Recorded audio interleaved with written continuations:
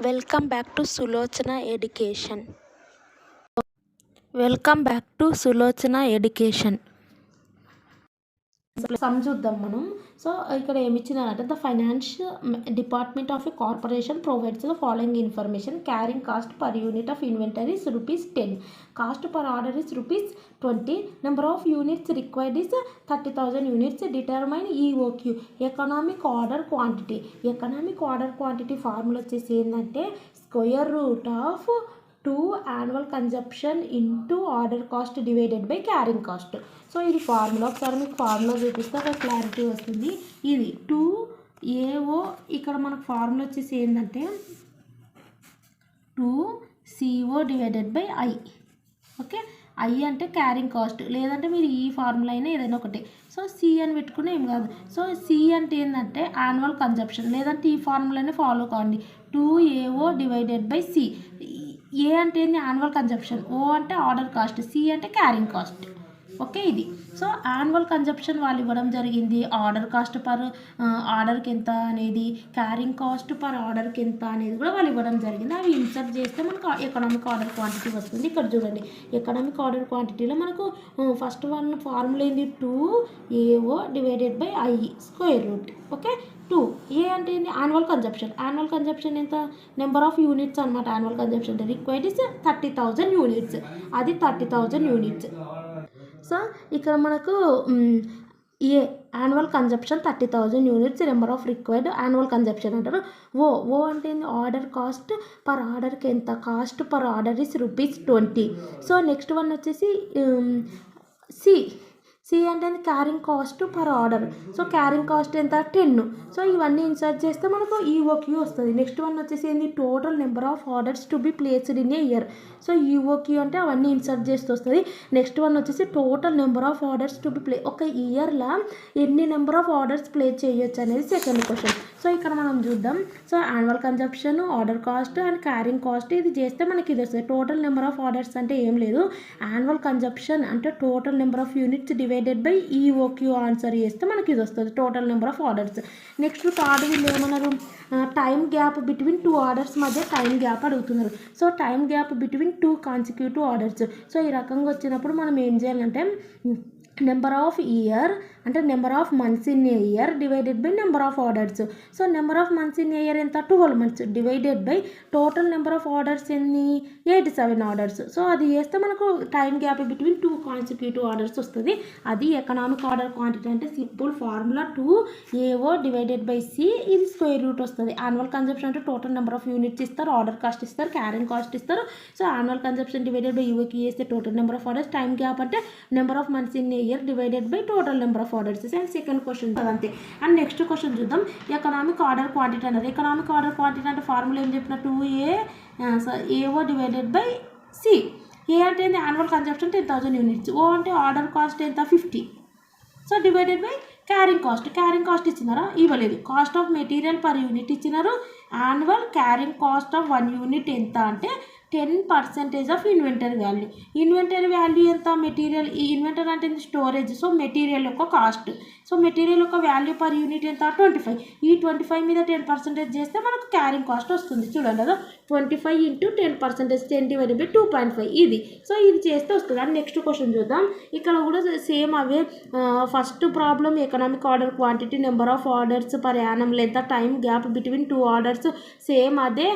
ఇది హోంవర్క్ చేయండి. ఇక్కడ ఇన్ఫర్మేషన్ ఇచ్చినారు. ఇక్కడ మనకి ఏమేమి ఇన్ఫర్మేషన్ కావాలా ఫార్ములాలో. సో ఈ annual consumption 6,400, unit cost 6. Okay, order cost.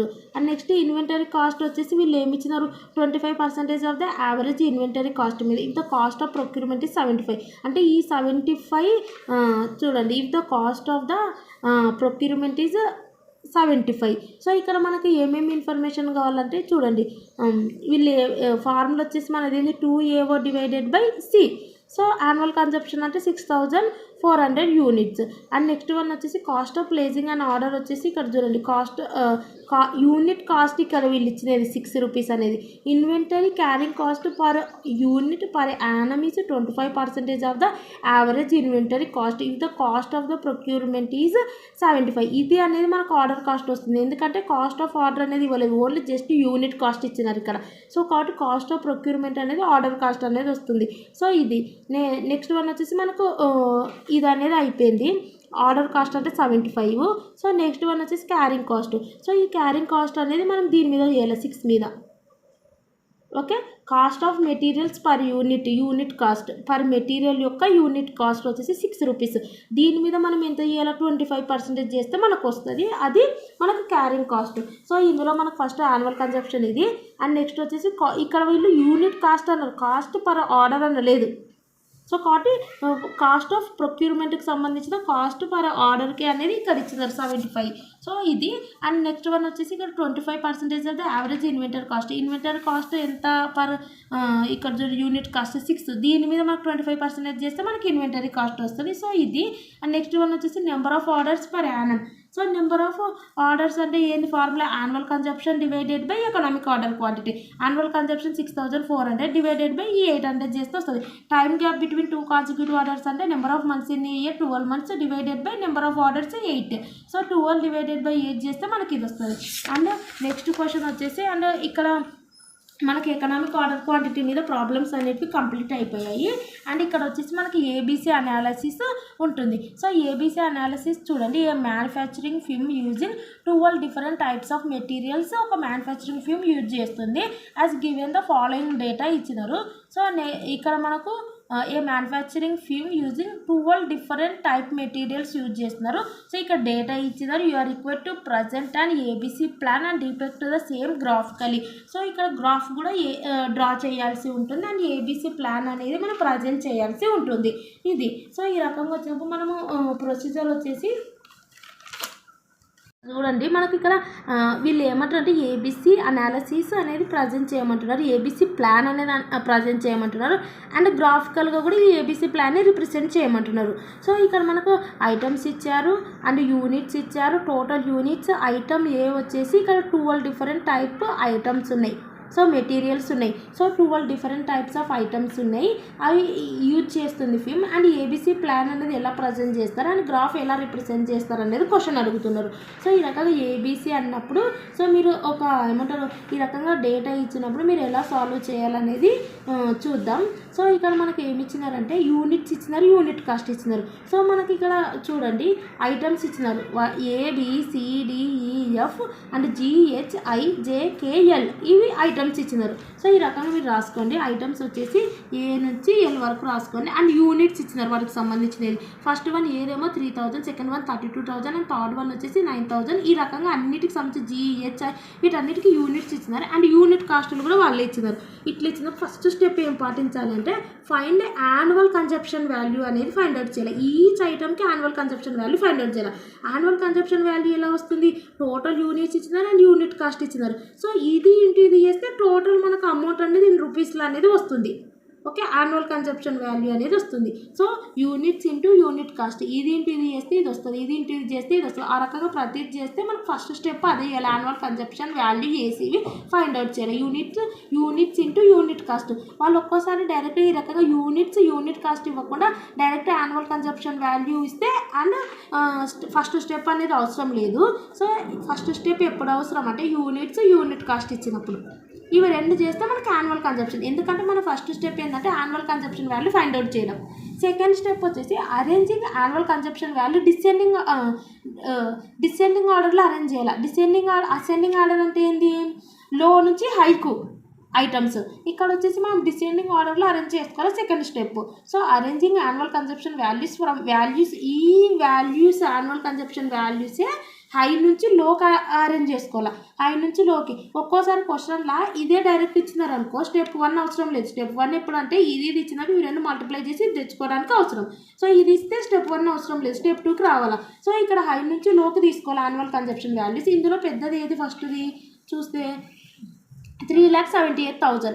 Next one వచ్చేసి ఏది మనకు చూడండి 3,78,000 ఇది పర్ఫెక్ట్గా రాసుకోవాలా. 3,78,000 first one, and next one వచ్చేసి 2,40,000, అండ్ నెక్స్ట్ వన్ వచ్చేసి ఇక్కడ చూసుకుని 1,97,100, అండ్ నెక్స్ట్ వన్ వచ్చేసి 1,92,000.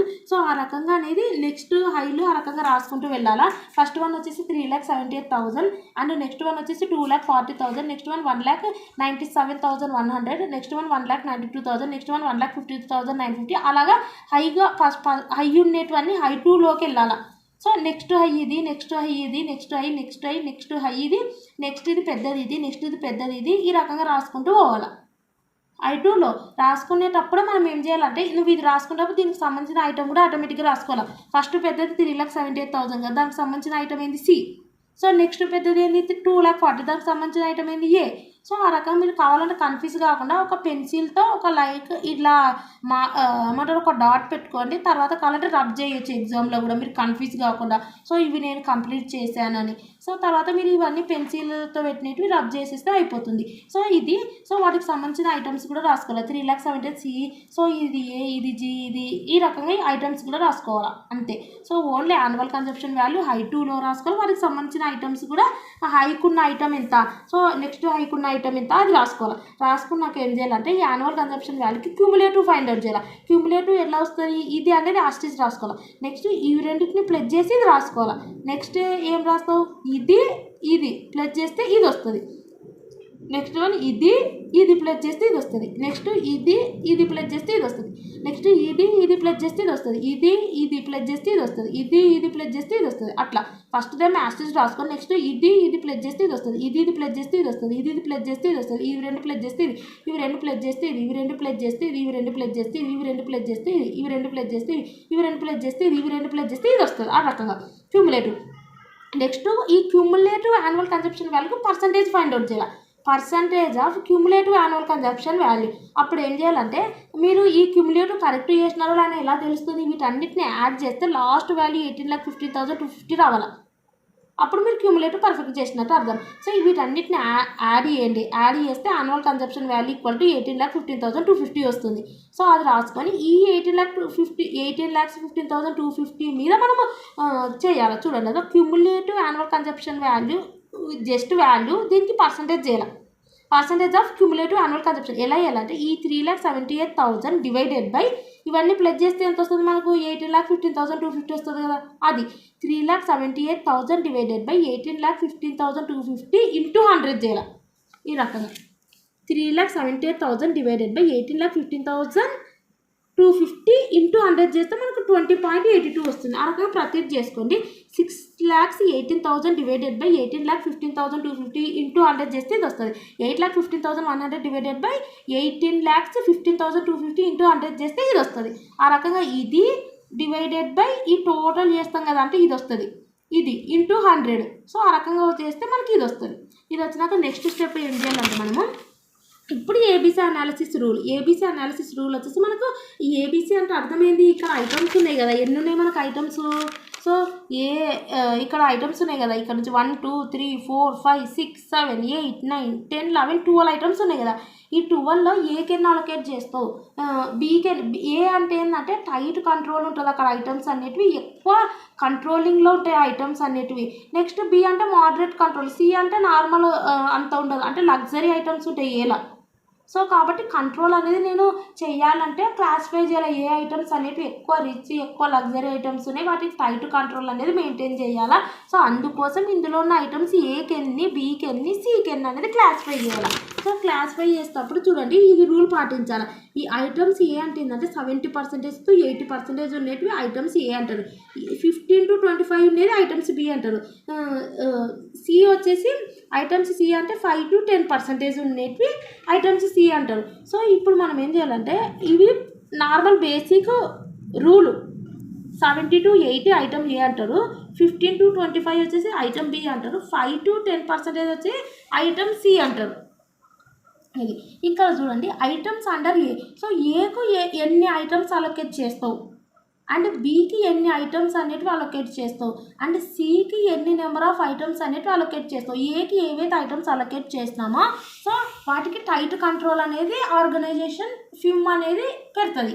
సో బీకి మోడరేట్ కంట్రోల్ పెడుతుంది, సికు నార్మల్ లెస్ కంట్రోల్, అంత కంట్రోలింగ్ అనేది ఉండదు. సో కాబట్టి మనం ఏం చేయాలంటే ఫస్ట్ వన్ ఐటమ్స్ అండర్ ఏకు ఏమేమి ఐటమ్లు వస్తాయంటే ఇచ్చిన వాటిలో 12 ఐటమ్లలో ఏ వస్తాయంటే ఈ లాస్ట్ ఏముంది 80 ఉంది కదా, 80% వరకు ఉండేటివన్నీ ఐటమ్స్ అన్నిటివి ఏకి వచ్చేస్తాయి. సో నెక్స్ట్ వన్ వచ్చేసి ఈ 80 ఈ రెండిట్లో లో ఏది ఇది.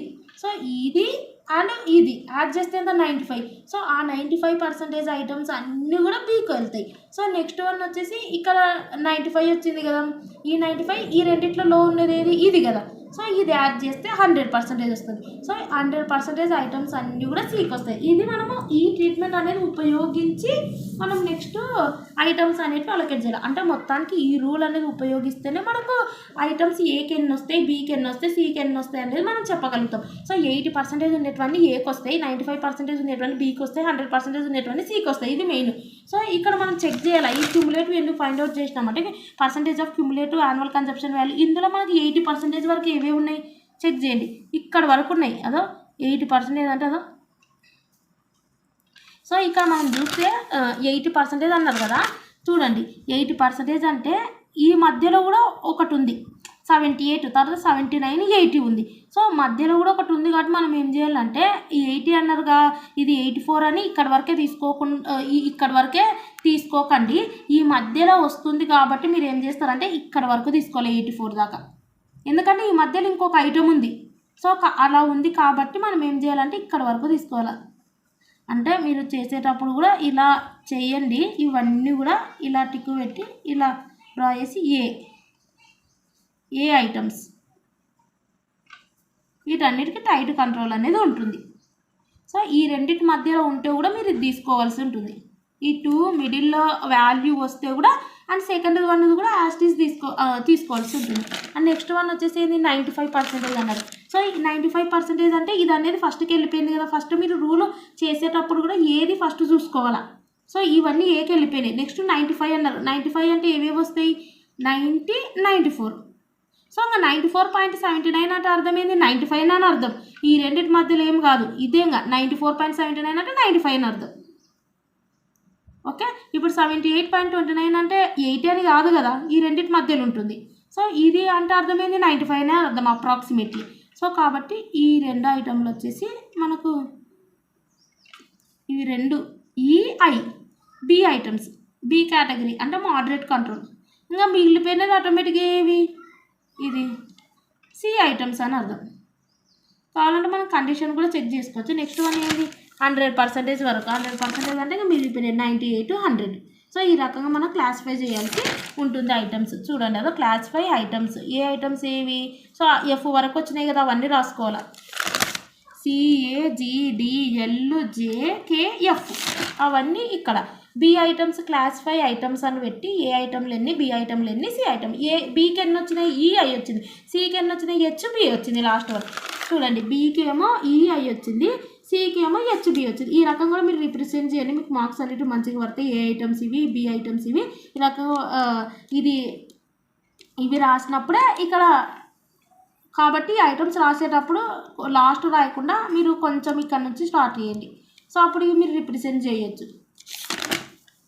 సో ఇవి అయిపోయింది. సో వీళ్ళు ఏమన్నారు మనకు యూఆర్ రిక్వైర్డ్ టు ప్రజెంట్ అని ఏబిసి ప్లాన్ అన్నారు. సో అయిపోయింది. నెక్స్ట్ ఏమన్నా గ్రాఫ్గా చూపించమన్నారు. సో గ్రాఫ్గా ఎలా చూపించాలంటే స్టెప్ 4 గ్రాఫ్ అనేది చూడండి. మనకు ఏ ఐటమ్స్ ఏవేవి వచ్చినాయి CAGDLJKF ఏ ఐటమ్ ఏ లిస్టులోకి వెళ్ళిపోయినాయి. సో కాబట్టి అవి ఫస్ట్ రాసుకోవాలి CAGDLJKF. నెక్స్ట్ బీకి ఏమి వెళ్ళిపోయినాయి ఈఐ. సో ఈఐ రాసుకోండి. నెక్స్ట్ ఏంది హెచ్బి అనేది సికి వెళ్ళిపోయింది. సో ఆ రకంగా రాసుకొని ఇవి ఐటమ్స్. సో ఐటమ్స్ యొక్క పర్సంటేజ్ అంటే ఏంటి 10, 20, 30, 40 ఆ రకంగా 100 వరకు రాసుకోండి. రాసుకున్నాక ఏ ఐటమ్ లేవి ఈ నుంచి ఈడు వరకు. అది కూడా ఏ రూల్ పాటించడం 80% రూల్ పాటించడం. సో 80% అంటే 80% ఎక్కడుంది ఇక్కడ. సో ఇక్కడ నుంచి ఒక లైన్ డ్రా చేయండి. ఇక్కడ వరకు ఏ కదా కాబట్టి ఈ నుంచి ఒక లైన్ డ్రా చేయండి. ఇలా ఎంతవరకు డ్రా చేయాలా, ఎన్ని ఐటమ్స్ తీసుకున్నాం 80% వరకు ఉన్నది తీసుకున్నాం. సో 80%కి ఇంకా అక్కడికి స్టాప్ చేయండి లైన్ డ్రా చేయడం. నెక్స్ట్ వన్ వచ్చేసి ఇది ఈ రెండు ఐటమ్లు కదా ఈఐ. సో కాబట్టి ఈ నుంచి ఒక లైన్ డ్రా చేయండి. ఎంతవరకు ఉన్న ఐటమ్స్ తీసుకుందాం మనము 95%. సో కాబట్టి 95 దాకా పెట్టండి. అంటే 90, 100 మధ్యలో ఉంటుంది 95. అక్కడ వరకు డ్రా చేయండి లైన్. సో థర్డ్ వన్ వచ్చేసి ఇంకా 100 వరకు డ్రా చేయండి. ఈ 2 ఐటమ్స్ హెచ్ బి ఇది ఓకే. ఇది ఈ రకం డ్రా చేసినాక ఏం చేస్తారంటే ఇక్కడ ఆరిజిన్ ఉంది కదా, ఇక్కడ నుంచి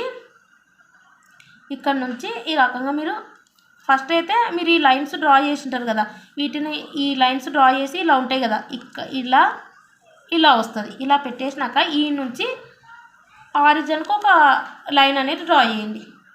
సో ఇవి ఏ కేటగిరీ ఐటమ్స్, ఇవేమో బి కేటగిరీ, ఇవి సి కేటగిరీ ఐటమ్స్. సో ఇది మనకు ఏబిసి అనాలిసిస్ అనేది ప్రొసీజర్ చూడండి. ఫస్ట్ ఆఫ్ ఆల్ మనకు యూనిట్ కాస్ట్ ఇస్తారు, ఇవి రెండు మల్టిప్లై చేస్తే ఇది వస్తుంది. అండ్ వీటిని హై నుంచి లోకి అరేంజ్ చేసుకోవాలి. సో వాటికి సంబంధించిన ఐటమ్స్ కూడా రాయాలి. నెక్స్ట్ దీని క్యూములేటివ్ యొక్క పర్సంటేజ్ క్యాలిక్యులేట్ చేయాలి.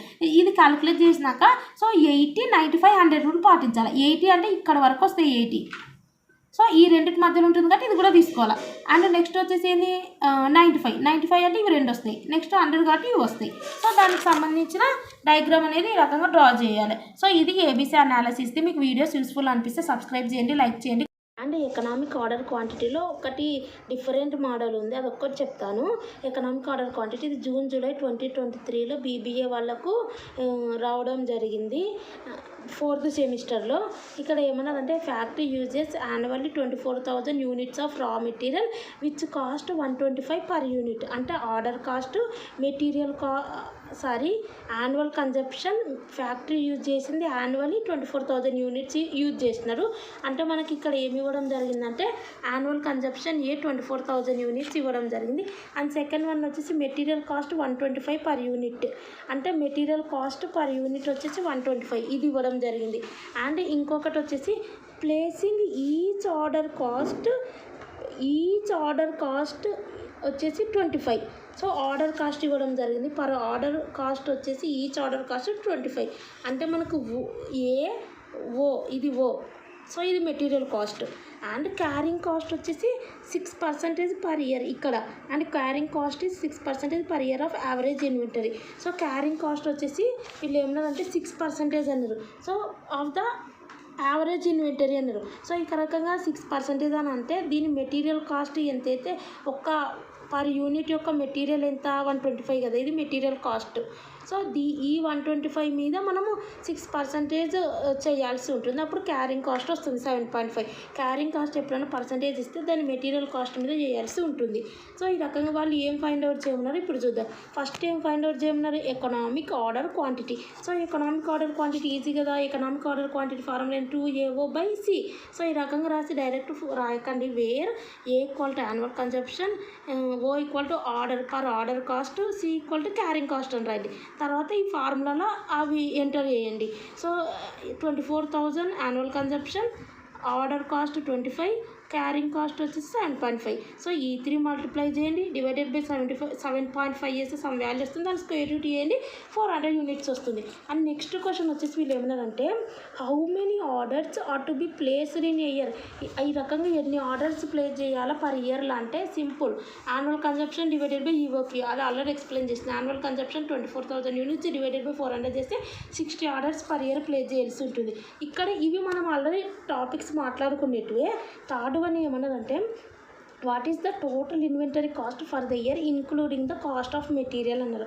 అంటే వాళ్ళు టోటల్ ఇన్వెంటరీ కాస్ట్ అడుగుతున్నారు, total cost of the material అడుగుతున్నారు. చూడండి, what is the total inventory cost for the year including the cost of material. Total inventory cost అడుగుతున్నారు. సో ఇది ఒక్కటి డిఫరెంట్గా ఉంది. టోటల్ ఇన్వెంటరీ కాస్ట్ అంటే టోటల్ కాస్ట్లో ఏమేమి ఉన్నాయి మన దగ్గర, order cost, so carrying cost, material cost. Okay, order cost, carrying cost, material cost. So మనకు టోటల్ అన్నారు వీళ్ళు. టోటల్ ఇన్వెంటరీ కాస్ట్ అంటే ఏంది, వాళ్ళు ఇచ్చినది ఏంది మనకి, ఇది material cost only per unit 125 అన్నారు. ఇక్కడ మనకి మెటీరియల్ కాస్ట్ అంటే టోటల్ కావాలా, అంటే ఈ 125 into per unit 125. Total annual consumption ఎంత యూజ్ చేస్తుంది ఫ్యాక్ట్ 24,000 ఇంటూ 125 చేస్తే మనకు మెటీరియల్ కాస్ట్ వస్తుంది. ఇది ఇప్పుడు మనకు కావాల్సిన ఆర్డర్ కాస్ట్. ఇక్కడ వాళ్ళు ఇచ్చేది పర్ ఆర్డర్ కాస్ట్ మాత్రమే 25 రూపీస్. సో టోటల్ ఆర్డర్స్ అంటే మనం number of orders per year calculate చేసినాం కదా 60, ఈ 60 into each order into 25. So ఇది చేస్తే వస్తుంది. ఇప్పుడు మనకు ప్రాబ్లం వచ్చేసి క్యారింగ్ కాస్ట్ కావాలా. క్యారింగ్ కాస్ట్ మనకి ఇది వచ్చేసి ఏంది, ఓన్లీ 7.5 ఈచ్ ఆర్డర్ యొక్క carrying cost. So total number of carrying cost లేవు కదా నెంబర్ ఆఫ్ ఆర్డర్స్ ఉన్నట్టు. సో ఆ టోటల్ క్యారింగ్ కాస్ట్ ఎలా వస్తుందంటే economic order quantity divided by 2 into holding cost అన్న క్యారింగ్ కాస్ట్ అన్న ఒకటే. Holding cost per unit, carrying cost per unit, ఈ ఫార్ములా అప్లై చేస్తే మనకు క్యారింగ్ కాస్ట్ వస్తుంది. ఎకనామిక్ ఆర్డర్ క్వాంటిటీ వచ్చేసి ఇలా క్యాలిక్యులేట్ చేసిన 400 divided by 2 into holding cost అన్న క్యారింగ్ కాస్ట్ అన్న ఒకటే. మనం క్యాలిక్యులేషన్ చేసినాం 7.5. సో అది 400 డివైడెడ్ బై 2 చేసి అండ్ సమ్ వాల్యూ వస్తుంది, దానికి 7.5 మల్టిప్లై చేస్తే మనకు 1500 total carrying cost. So carrying cost 1500 and ఇవి రెండు వచ్చేసి ఆర్డర్ కాస్ట్కి సంబంధించింది. Total orders per year each order cost multiply చేస్తే ఇది వస్తాయి. Material cost total annual consumption units 24,000, each material cost 125, ఇది చేస్తే ఇది వస్తుంది. ఈ 3 మల్టిప్లై చేస్తే మనకు టోటల్ కాస్ట్ అనేది వస్తుంది. ఈ రకంగా మీకు ప్రీవియస్ క్వశ్చన్ పేపర్లో మీకు చూపించడం జరుగుతుంది బీబీఏ 6th సెమిస్టర్. ఎందుకంటే నేను ఏవైతే ఎక్స్ప్లెయిన్ చేశానో సేమ్ టాపిక్సే వస్తున్నాయి ఇప్పుడు బీబీఏ 4th సెమిస్టర్లో. కాబట్టి ఈ ప్రాబ్లమ్స్ మీద కాన్సన్ట్రేషన్ చేయండి. అండ్ మీకు వీడియోస్ యూస్ఫుల్ అనిపిస్తే సబ్స్క్రైబ్ చేయండి, లైక్ చేయండి, కామెంట్ చేయండి, మీ ఫ్రెండ్స్కి షేర్ చేయండి. And thanks for watching.